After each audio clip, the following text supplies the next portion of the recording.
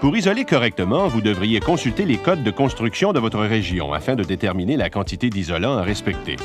Celle-ci se mesure en valeur de résistance thermique, soit la valeur R ou RSI en système international. Plus la valeur R ou RSI est élevée, plus l'isolation est efficace. En général, les murs extérieurs devraient avoir une résistance thermique minimale de R20. Les murs du sous-sol, R13. Le plafond immédiatement sous le toit, R32. Et les planchers au-dessus d'un endroit non chauffé, R27.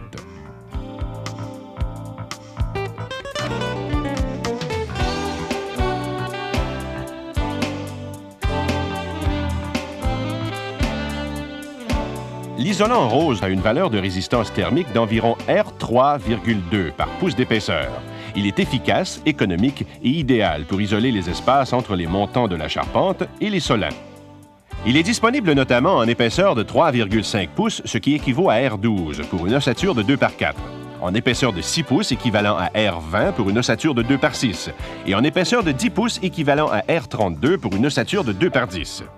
Pour tailler l'isolant rose, utilisez une règle métallique et une lame bien effilée. Apposez la règle sur la natte et appuyez. Coupez et vous aurez un trait propre et précis. Lorsque l'on travaille avec l'isolant rose, il est recommandé de porter un masque certifié numéro 8710 ou 8654. Portez également des manches longues, des gants et des lunettes de protection. Ensuite, faites attention de ne pas trop tasser l'isolant rose. Écraser, sa valeur R diminue d'autant. L'isolant rose se maintient en place par friction. Veillez à ce que l'air froid ne puisse circuler en arrière de l'isolant. Cela peut survenir si le morceau d'isolant est trop grand, par exemple. Normalement, on doit éviter de faire passer des tuyaux d'eau dans un mur extérieur pour éviter le gel. Advenant le cas contraire, il faut absolument que les tuyaux se retrouvent du côté chaud de l'isolant.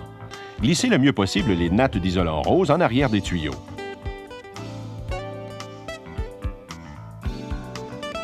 Pour les fils électriques, séparez les nattes d'isolant de cette façon et faites-les chevaucher l'obstacle. Il est important de bien prendre son temps et d'ajuster parfaitement l'isolant. Les morceaux ne doivent être ni trop petits ni trop grands.